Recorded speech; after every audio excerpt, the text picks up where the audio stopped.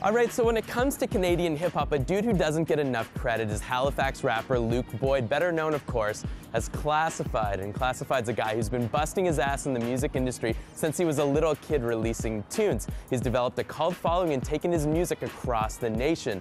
Well, Class is back with his brand new self-titled album, which includes a track called Wicked that he recorded randomly with 22 fans. Pretty cool, right? Anyways, I recently got a chance to hang out with Class to talk all about the new album. Let's check it out. I ain't on the same schedule as most. My demeanor and my timing is a little offbeat. All right, Class, we gotta talk. Let's talk. We're gonna do this.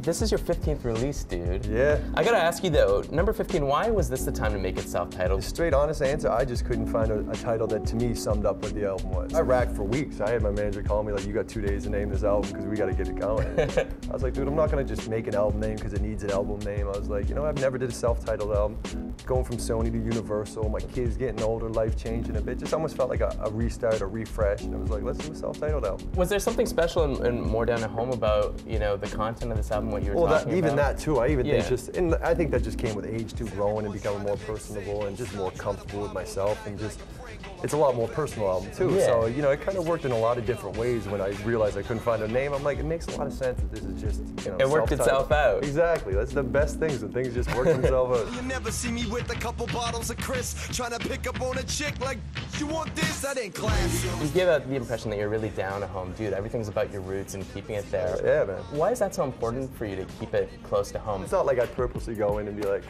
I gotta let them know I'm from Enfield and I'm an East Coast kid, you know what I mean? But it comes out when I'm writing, I find. And I just think hip hop has always been such a represent where you're from and who you are type thing. I know what I know, but yo, something gotta give when anything goes. I gotta ask you about, one track specifically on here, Wicked. That was one of the easiest songs I've ever did. How did that work, man? Basically, I just put out a drum and a basic guitar line, something very simple, put it on the internet and just said, anybody that wants to get on my album, play something along to this beat. So I got like hundreds of emails. Would you ever do a full album like that? Yeah. That was I think that was the 6th or 7th song I did on the album when I was doing it. And when I thought about it, I was like, I want to do my whole record like this. But I was already kind of done and kind of had where it was going, so I just did the one song. But yeah, you never know, the next possibilities. Album was one of the easiest ways to work. Oh, Canada, oh, Canada.